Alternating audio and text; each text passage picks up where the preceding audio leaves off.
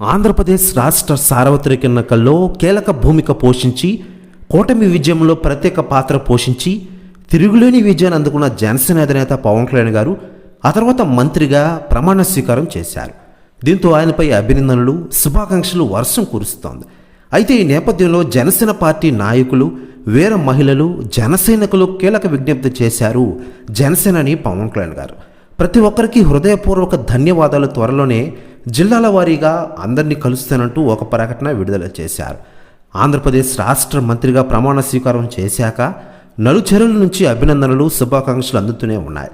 ప్రజా జీవితంలో ఉన్న నాయకులు, మేధావులు, నిపుణులు, సినీ రంగంలో ఉన్నవారు అందరూ జనసేన పార్టీ నాయకులు, వీర మహిళలు, జనసైనికులు ఆనందంలో వేడుకలు చేసుకుంటున్న విషయం మనకందరికీ తెలిసిందే. ఇక ఇదిలా ఉండగా పవర్ స్టార్ పవన్ కళ్యాణ్ గారు తాజాగా అందుతున్న సమాచారం ప్రకారం అమరావతి వెళ్ళరున్నారట. అమరావతి వెళ్ళిన వెంటనే దాదాపు 10,000 మంది మహిళలు పవర్ స్టార్ పవన్ కళ్యాణ్ గారి కోసం పూలదండలతో వెయిట్ చేస్తూ ఉన్నారట. ఇకపోతే 10,000 మంది ఒకేసారి పూజలు సైతం చేస్తున్నారట. ప్రెస్ న్యూస్ కూడా తెగ వైరల్ అవుతుండగా ఇటీవలే జగన్ ప్రభుత్వం అధికారం నుంచి దింపడంతో చాలామంది షాక్ అయిన విషయం తెలిసిందే. దీంతో జగన్ కూడా ఈ అమరావతిలో 10,000 మంది మహిళలు చేసిన పనికి షాక్ అవుతున్నారట.